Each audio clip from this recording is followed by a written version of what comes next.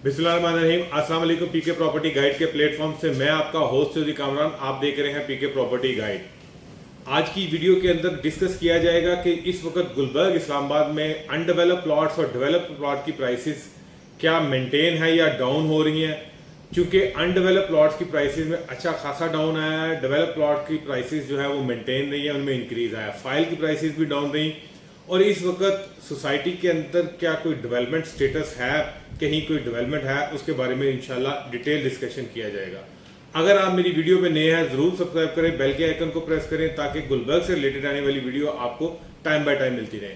Video की detail में चलते हैं। गुलबर्ग रेजिडेंशिया और गुलबर्ग ग्रीन्स दोनों के अंदर जो एरिया भी अनडेवलप था उसमें प्राइसेस का अच्छा खासा डाउनफॉल आया। उसकी रीज़न ये थी, एक तो जो इकोनॉमिक क्राइसिस रहा, जो गवर्नमेंट की पॉलिसीज थी स्पेशली ओवरसीज के लिए या टैक्स से रिलेटेड, उससे जो है वो पैसा मार्केट में कम आया, बाइंग सेलिंग कम हुई, ट्रेडिंग कम हुई रियल एस्टेट सेक्टर में, जिससे ओवरऑल तमाम सोसाइटीज, सिर्फ गुलबर्ग को नहीं ओवरऑल तमाम सोसाइटीज को असरअंदाज हुआ, तमाम सोसाइटीज की प्राइसेस के ऊपर। लेकिन गुलबर्ग में दो फैक्टर जो है वो डायरेक्टली इस पर असरअंदाज हुए। एक फैक्टर तो ये है कि जो इकोनॉमिक क्राइसिस का था, और सेकंड फैक्टर गुलबर्ग के अंदर जो बेसिक सबसे ज़्यादा जिसके ऊपर डिपेंड थी प्राइसेस, वो था डेवलपमेंट।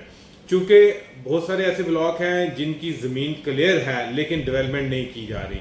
कुछ ऐसी जगह हैं जहाँ ज़मीन क्लियर नहीं है लेकिन ज़मीन खरीदी नहीं जा रही, खरीदने की कोशिश भी कर रहे हैं, शायद लैंडलॉर्ड ऑफ प्राइसेस वो डिमांड कर रहा है कि ये जो है उस प्राइस के ऊपर खरीद कर डिलीवर नहीं कर सकते, क्योंकि इन्होंने जब सोसाइटी लॉन्च की थी तब बड़े सस्ते प्लॉट दे दिए थे, उस वक्त ज़मीन नहीं खरीदी थी। इसमें गलती खरीदारों की नहीं है, इसमें गलती जिन्होंने यहाँ प्लॉट लिए हैं उनकी नहीं है, इसमें गलती डायरेक्टली मैनेजमेंट की है कि उस वक्त ज़मीन की परचेजिंग क्यों नहीं की गई।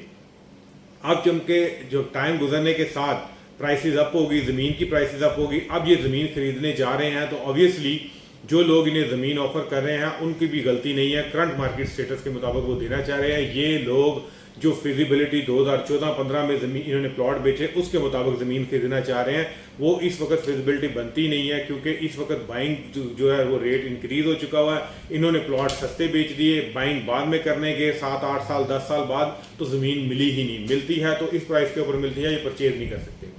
तो इस वजह से बेसिक ये वजह होने की वजह से कि अनडेवलप में जो प्लॉट्स में जो है वो प्राइसेस जो है वो 2-2.5 साल 3 साल से मुसलसल डाउनफॉल का शिकार रही हैं। इस वक्त कहा जाए कि जिस भी ब्लॉक के अंदर अनडेवलप की कोई प्राइस है किसी भी साइज़ की, वो इस वक्त मौजूदा प्राइस जो है वो हाफ पे आई हुई है, वो अपनी डबल प्राइस से हाफ पे आ चुकी हुई है और मज़ीद कम होने के चांसेस भी बढ़ रहे हैं। उसकी रीज़न ये है कि इस वक्त गवर्नमेंट की जो आने वाली पॉलिसीज़ है रियल एस्टेट सेक्टर, वो भी बड़ी बैड रही हैं, क्योंकि गवर्नमेंट ने टैक्सेस इंक्रीज किए। पहले जो है वो परसेंटेज इंक्रीज करने की बात की थी, फिर डीसी रेट इंक्रीज करने की बात की गई, डीसी रेट इंक्रीज नहीं किया, लेकिन अब एक नया टैक्स इन्होंने इंप्लीमेंट कर दिया, फेडरल एक्साइज ड्यूटी। देखें, बात अगर की जाए कि ये टैक्स किस किस्म का टैक्स है, ये कोई चीज़ इंपोर्ट तो की नहीं की गई प्लॉट के जिसके ऊपर ये ड्यूटी लगा रहे हैं। और दूसरी बात यह है कि गवर्नमेंट जो है वो इस तरह के टैक्सेस लगा रही है जिस तरह के बिजली के बिलों के अंदर इनको टैक्स का नाम रखने के लिए भी जो है ना वो सोच विचार नहीं करनी पड़ती, फिक्स टैक्स, एडवांस टैक्स, फलां टैक्स। तो इस तरह ये जो फेडरल एक्साइज ड्यूटी इन्होंने लगा दी, FED लगा दिया है इस वक्त, उससे मजीद जो है लोग बाइंग सेलिंग नहीं करेंगे।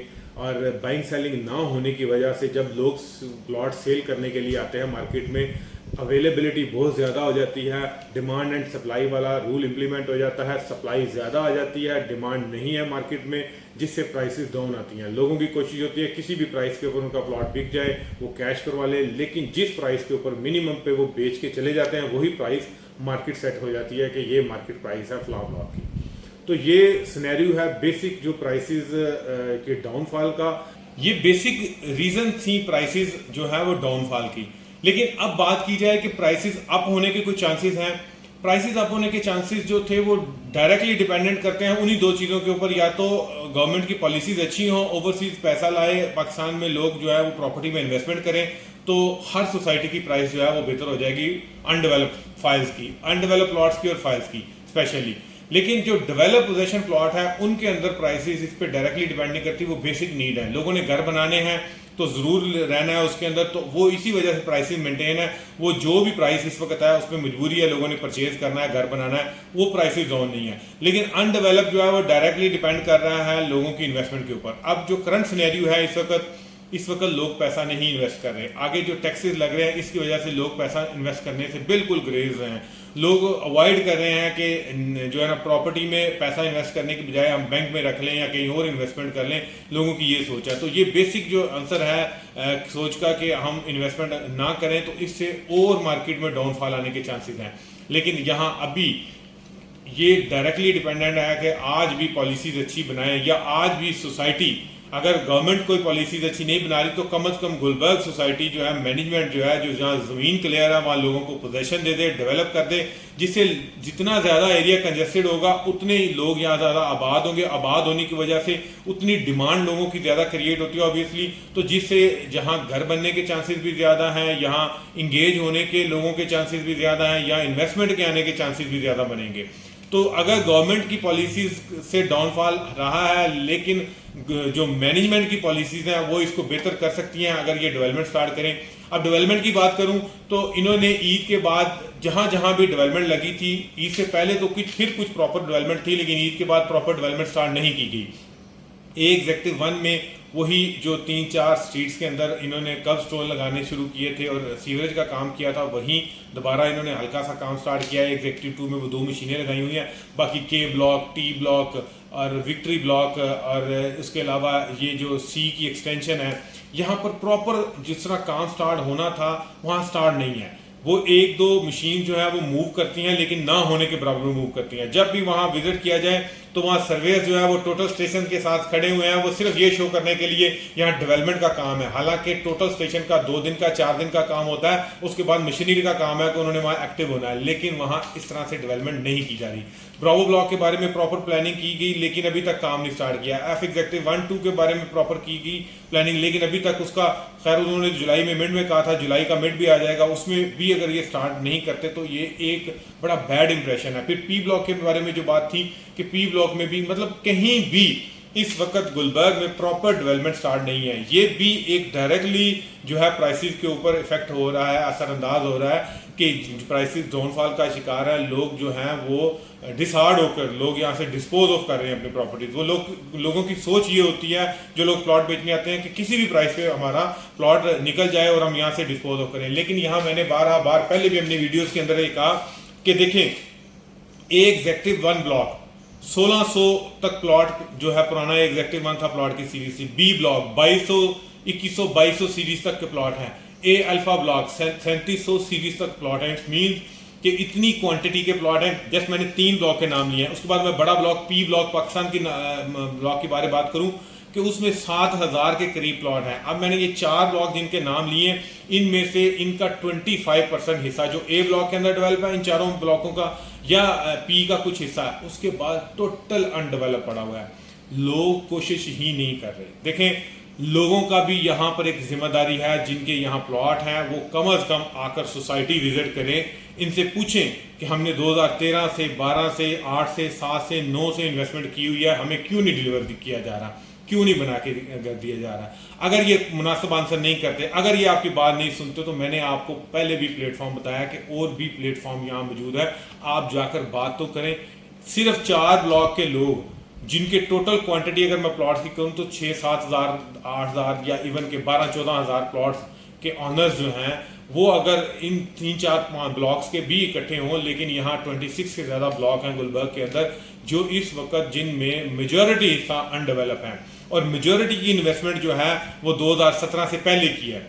तो यहाँ पर क्वेश्चन ये बनता है कि कोई भी बंदा अपने हक के लिए जो है ना आवाज़ उठाने के लिए नहीं है। कुछ दोस्त हैं, चंद एक दोस्त जो विजिट करते हैं, जो यहाँ इनको आके फोर्स करते हैं, लेकिन चंद एक के फोर्स करने से कोई जो है प्रेशर बिल्ड नहीं होता। प्रॉपर इनसे क्वेश्चन किया जाए, प्रॉपर सोसाइटी जो विजिट की जाए। एक दिन आप अपने जो है मसरूफ दिन में से, अपने मसरूफ टाइम में से निकाल कर ज़रूर अपने इस हक के लिए जो है सोसाइटी विजिट करें। सोसाइटी वाले बात नहीं सुनते, आप सीडीए विजिट करें, आप डीसी इस्लामाबाद का ऑफिस विजिट करें, आप कोऑपरेटिव इस्लामाबाद का ऑफिस विजिट करें कि हमने ये इन्वेस्टमेंट की, हमें क्यों नहीं डिलीवर किया जा रहा। जब तक आप बोलेंगे नहीं, आपको आपका राइट नहीं मिलेगा। तो ये थी करंट सिचुएशन। प्राइसेस से रिलेटेड जो डाउन है वो मजीद डाउन होने के तो चांसेस हैं, बेहतरी के करीब करीब चांसेस नज़र नहीं आ रहे। गवर्नमेंट चेंज हो जाती है या गवर्नमेंट पॉलिसीज चेंज कर लेती है, उससे बड़ा पॉजिटिव इम्पैक्ट आएगा।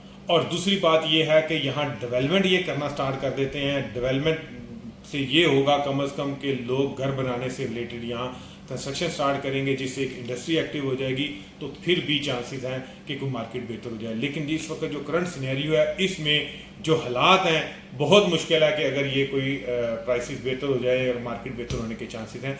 ये था एक शॉर्ट सा समराइज सा ओवरव्यू प्राइसेस से रिलेटेड और करंट डेवलपमेंट स्टेटस से रिलेटेड। फर्दर जितने भी ब्लॉग्स हैं उनके बारे में मैं कोशिश करता हूं, जिस तरह के AA के बारे में मैं आप लोगों को एक स्पेशल एक अलग से वीडियो बना कर देता हूं, क्योंकि उसके बारे में बहुत ज़्यादा क्वेरीज होती हैं। डेली बेसिस के ऊपर लोगों के बहुत ज़्यादा मैसेज होते हैं, क्वेरीज होती हैं। इंशाल्लाह मैं वीडियो में अपडेट करूंगा।